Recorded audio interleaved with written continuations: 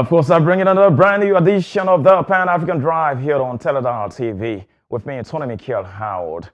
Until the right conversations are held, backed by affirmative actions, we won't be heading anywhere as a continent and people. That's the essence of this crusading platform called the Pan-African Drive that is meant to inspire and motivate the current generation of young Africans in the actualization of their respective dreams, preaching a message of peace and national unity, as well as revitalizing the Africanization policy that speaks about good governance, social justice, democracy, human rights, and most importantly, the African unity.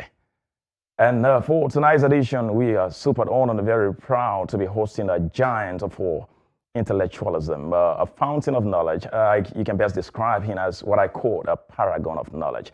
But before we do that, let me say to you, this edition of the Pan-African Drive is proudly sponsored by Africa, the best GSM service provider, not just in the Gambia, but by extension the rest of our African continent. We'll take our short break, and once we return, we kickstart the conversation with our wonderful guest here tonight. I keep his name safe until we get back.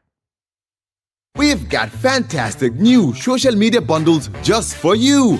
Here are your options. 50 megabytes for $10 is valid for 1 day. Enjoy 400 megabytes for $40, valid for 7 days. Get a massive 1,200 megabytes for $100 is only, valid for 7 days. Simply dial *120# and press 3 to pick the social media bundle that suits you best. Subscribe now. Why settle for one when you can talk with two? With the AfriCell TOK service. For just $99, you get a massive 1,200 minutes of talk time to share between your two favorite people. To activate, dial *135#, select your two AfriCell numbers, and you're locked in for a full month of conversations. AfriCell, connecting you to your peoples.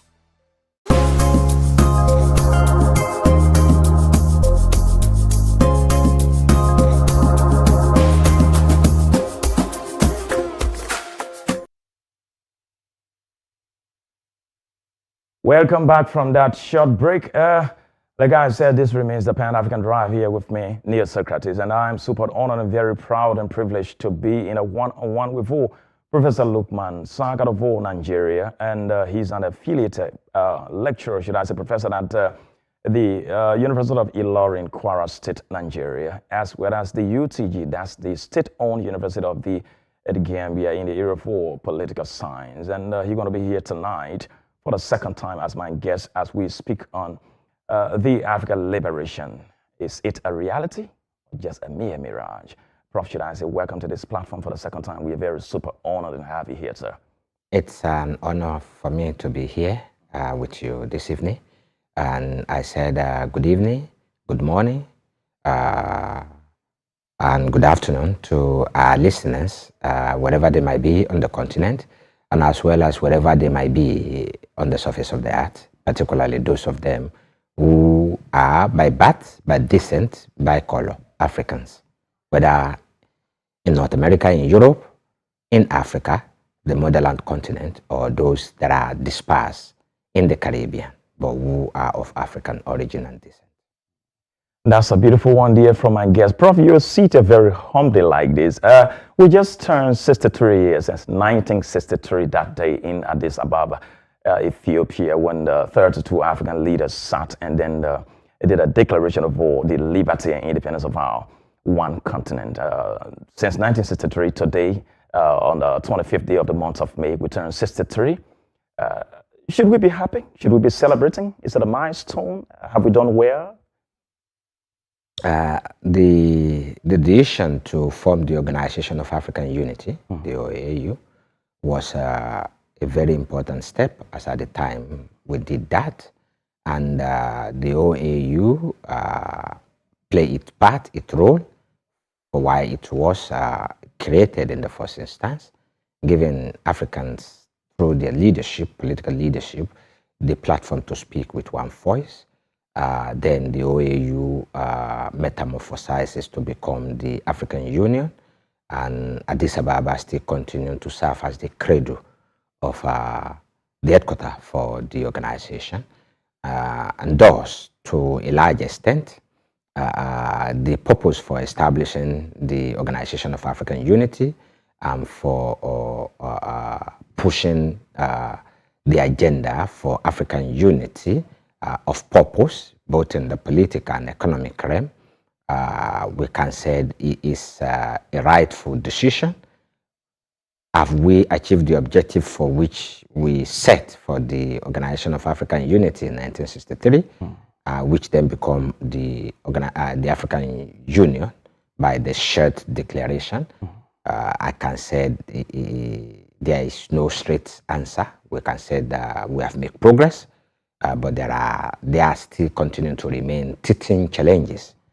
Teething challenges that are not just political, but that are highly economic in nature, and of all, the agenda for unity is still or has still not been achieved. Okay. Because unity of purpose and oneness means that we face challenges which are common with collective aspiration to address those challenges. I think we are lacking behind in those ramifications, but as we continue discussion, we will be taking them one after the other.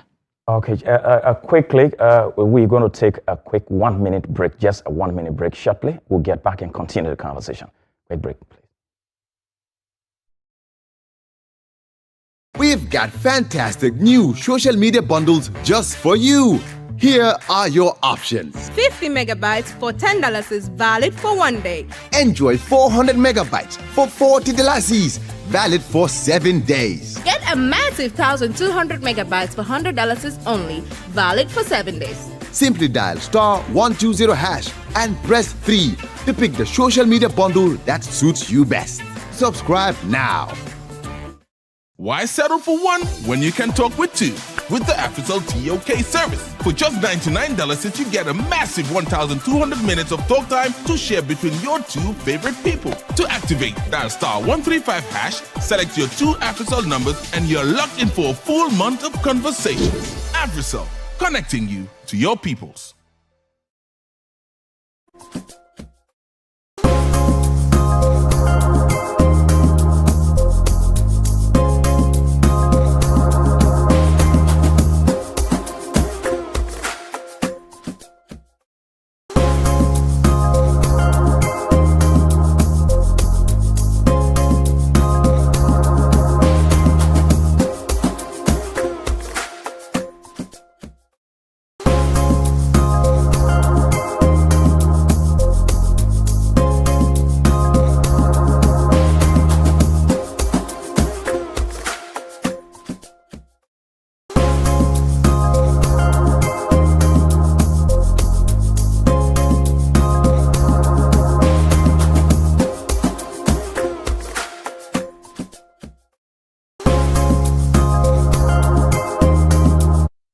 Welcome back from that short break there. Shortly, we are here, and it's going to be a very interesting conversation. Prof, you were speaking.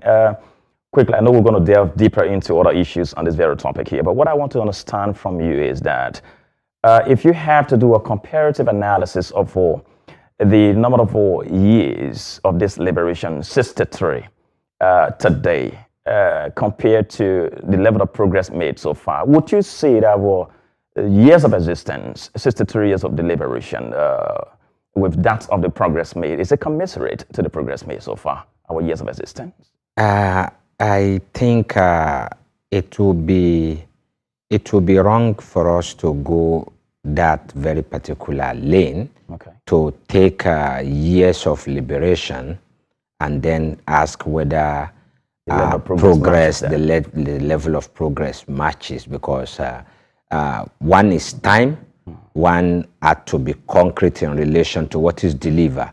What is delivered in concrete wise in relation to year, which it's a comparison that is a bit difficult to make. That is why I said in relation to progress, we have made progress as an individual nations and as collective in areas where we take collective decision, chart collective path, but I wish where we are supposed to be, then the answer is no. Okay, the answer is no. The answer is no. You just in relation to the human resources, the material, natural resources, in relation to technical capacity. Have we been able to use our resources, natural resources and human resources, to the commensurate, the resources that African nations as individual and as collective are endowed with, both in terms of natural resources and human resources, as it translated to the level of development that we are supposed to have achieved? The answer is no. So, but can we then say, because the quantum of resources that we have as a continent and the progress that we have achieved as a continent, can we say because they did not match, can we then say we will negate completely the progress that we have made? We cannot negate the progress completely.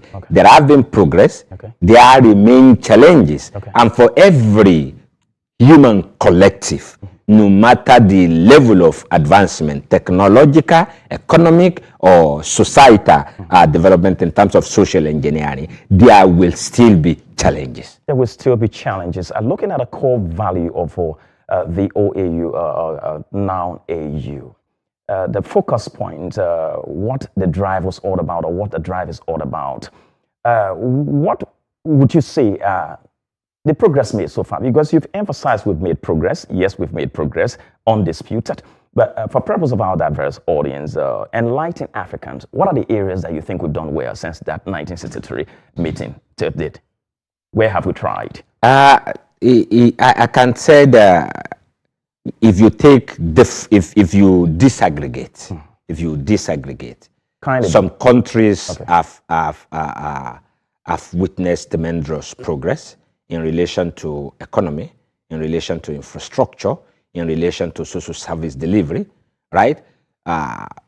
Even some countries have evolved after catastrophic man-made disaster, and they have thrived. The likes of Rwanda. The like of Rwanda. Rwanda have thrived after its catastrophe.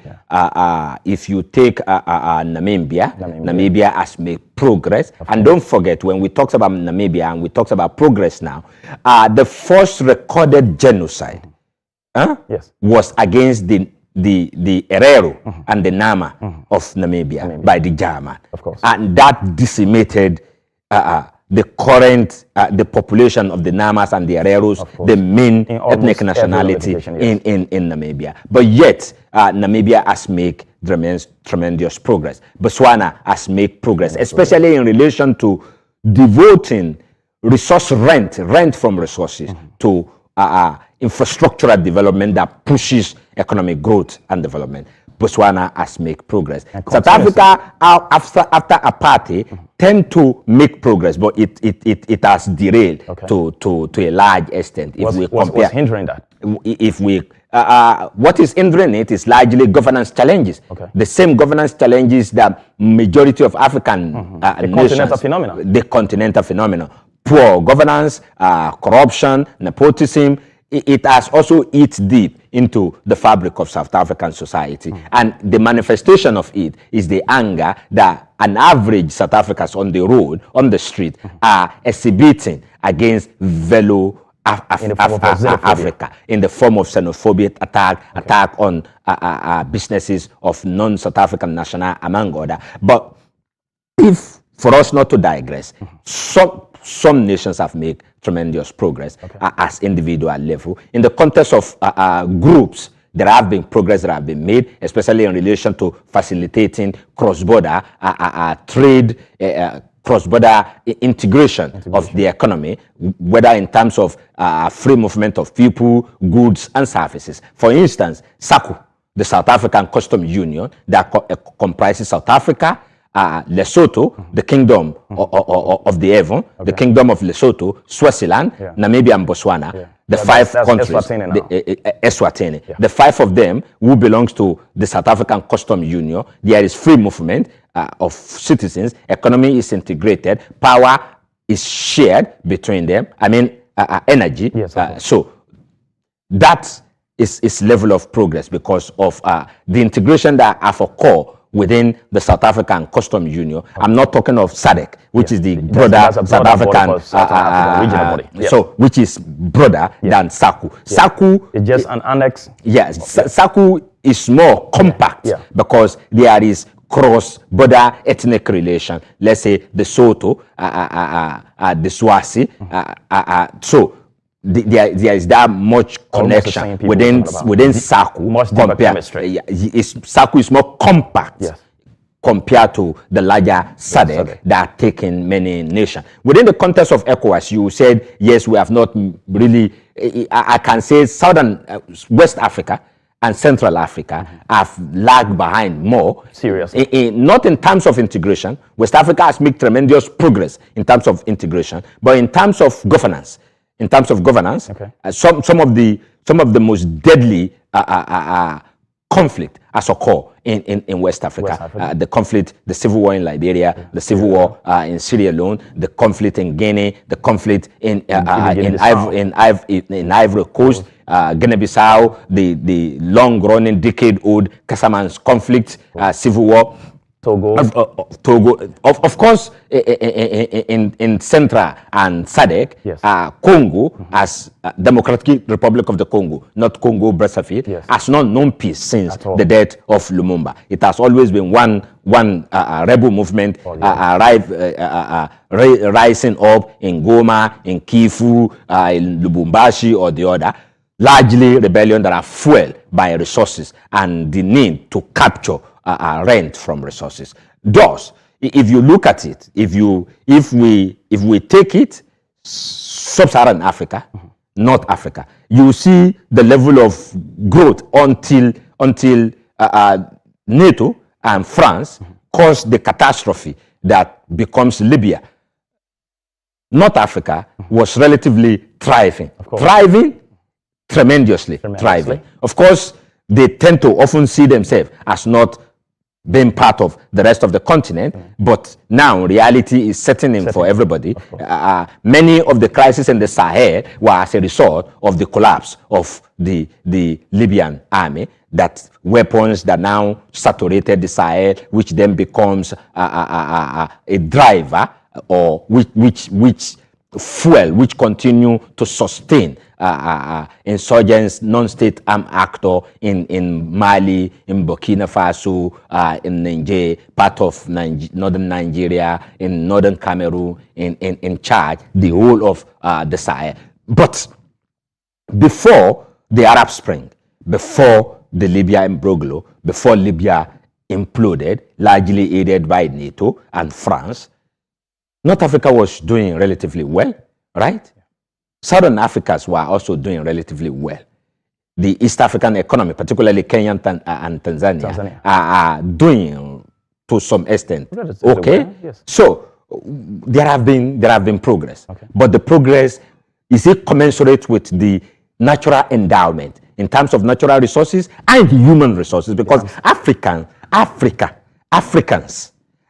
countries and the people of this continent are some of the most talented, resourceful, innovative, right? Have we been able to tap, to use that innovation, that resourcefulness to drive the continental growth? We are failing in that. Our failure in that, in galvanizing the innovation and the talent of the African people to drive national growth, has then manifested in the poor level of our economic growth, our development, infrastructure, which we can link to the failure of governance within the continent. Since independent, African nations have grappled with governance issue. Not the governance issue inform our economic challenges. Prof, a very crucial point. I love the fact that you elaborated so well in that regard. But if you go back to the foundation by the 32 African heads of states and the government in Addis Ababa, and then considering the level we are today, all of the overwhelming challenges in spite of the strides we've made, we've made so far and continue to make. Would you say something was wrong with the formula of the liberation by our forefathers, or is it that the current generation of our young people slash current generation of our leaders, African leaders, and every other annexes of our institutions, we've not been able to catalyze that zest and energy that was initiated by those forefathers? What is the problem that is actually hindering liberation in every ramification? I think when we speak to liberation, when we speak to African liberation, we often tend to speak to liberation in the context of political liberation. It's good for, Nkrumah says, seek ye first the political kingdom, and every other thing will follow. Unfortunately. All other things following? Unfortunately. Unfortunately, okay. That aphorism was short-sighted. Not such, it was not Nkrumah that was short-sighted, but that aphorism was somewhat short-sighted if we take into consideration what has occurred moving forward. We've been able to take political liberation, but political liberation without economic liberation is useless. And thus, you then find out that we are liberated politically, we have independence, but we have independence, and the independence then means that the mansions that the colonial officials occupied before they vacated it, nationalist leader move into those mansions, right? By the time they get into the mansion, the mindset of nationalist leader, the mindset, the human mind of being a nationalist and being statesman, there is trouble along the line. Some of them did not take the mindset of nationalism. The moment they enter the mansion, the nationalist ethos start to disappear. It start to disappear. Yeah, we've pulled down in British West Africa. We pulled down the Union Jack. Each of the countries raised their own national flag, but all of these are symbolism. They are symbolic. Many of the things that that constitute the core component of political liberation are symbolism. Of course. National flag, not attitudinal. Not national anthem, a new constitution. But what about who controls us? Many of the nations in the immediate period after independence were still teleguided. They were teleguided from abroad, right? Many of the countries in West Africa that are British West Africa, Nigeria, Ghana, they have defense parts in the immediate period after independence. They have the defense part with Britain. Before in Nigeria, popular protests, they abandoned the defense part. For the Francophone West Africa, their own case is even more worse than us. Forget the nationalist strife, the slogans and every other thing. In practical terms, Francophone West Africa cannot be said to be liberated because the influences are massive. The influence is massive, particularly on the economic front and in the military sphere. It's of recent that France start getting kicked out of those countries, and its military base, it started losing them. But the fact that the Francophone get political independence, the fact that starting from 2024, 2023, 22, 24, 25, France started getting kicked out. France military start getting kicked out of the military bases, the agreement which guarantee them bases, does still not mean that they have totally decoupled from France. It's just on a minute level that they've disappeared. The CFA is still tied to the euro. Before the euro, the CFA is tied to the French franc. It is not just symbolic tie. No. Each of the countries still have to maintain certain percentage of their national reserve with the Paris Central Bank in Paris, right? The economic policy, because the currency is still tied to another currency outside of Africa, it then means that certain monetary policy are to align.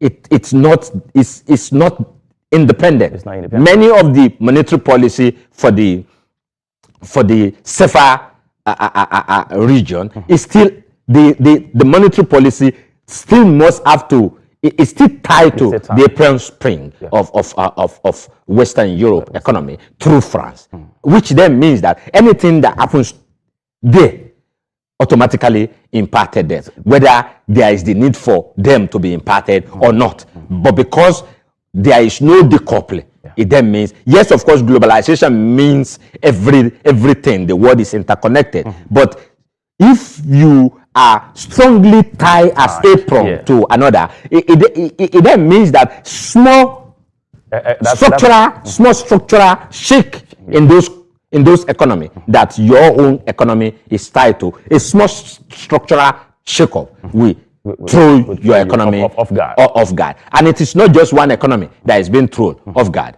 It is the highest numbers of economy in West Africa that will be thrown off guard. We are like 15 or thereabout. Yeah. Huh? Yes, 15. 4 of us are proper Anglo, former British colony, Nigeria, Ghana, Sierra Leone, and the Gambia. Liberia speak French, speak English, so we take them as 5, right? Then the remaining 10 are the CFA zone. One of the part of the reason why we have not been French, able to 9 French, 1 Portuguese. Cape Verde. Yeah, 9 French, 1 Portuguese. The one that is Portuguese is just Portuguese because it still spends the CFA. It spends the CFA, which then means that whatever happens to the 9 of the CFA zone automatically happens to Guinea-Bissau. Because it's national not currency. Guinea-Bissau, but Cape Verde, the Escudo. The Escudo. So Guinea-Bissau is in the CFA zone. Yes, of course. But whatever happens to 9, definitely we imparted Capo Verde. Of course. We can say because Capo Verde is an island, it has some level of insulation. Of course. But that does not signify. It doesn't signify economic insulation. It is not in isolation. So of that. it doesn't signify economic insulation. And mind you, don't forget, Capo Verde is coming from particular history, a history of a union with Guinea-Bissau before the separation. And so even with the separation, there are still a lot of things that tie them together. So if we take it all along, yes, we have made progress. We shouldn't lose sight of that. But we are eating below. We are punching below our weight. I hold you there, Prof. We're punching below our weight. Take another 1 minute break straight. 1 minute break straight. We'll get back to you shortly. You can now turn your loyalty points into data or voice bundles. Simply dial *772#, press 1 to check how many points you've got, press 2 to redeem those points. Recharge on AfriCell, buy credit on AfriMoney, buy cash power. Lord Efrek, you get points. Even when you redeem, your total points still stack up, giving you a chance to win one of 2 luxury AfriCell villas. AfriCell, 25 years of rewarding loyalty, and we're just getting started.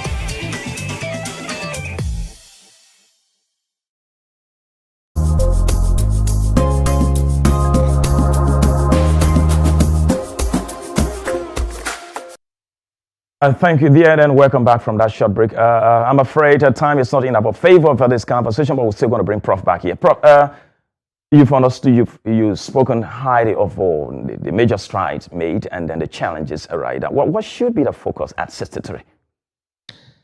If we said someone is 63 years old, that person has embarked on the twilight of his year. And if that person that has embarked on the twilight year still has a lot of things that person is supposed to have achieved in his 40 or 40, that means that person did not live properly well. It's the prime time was not utilized for beneficial purposes. But yet we still have opportunity to remedy some of the wrong decision, some of the bad choices or some of the choices that have been foisted on us as nation, as continent, because of the link, the way we are grafted into the international political, the global political economy.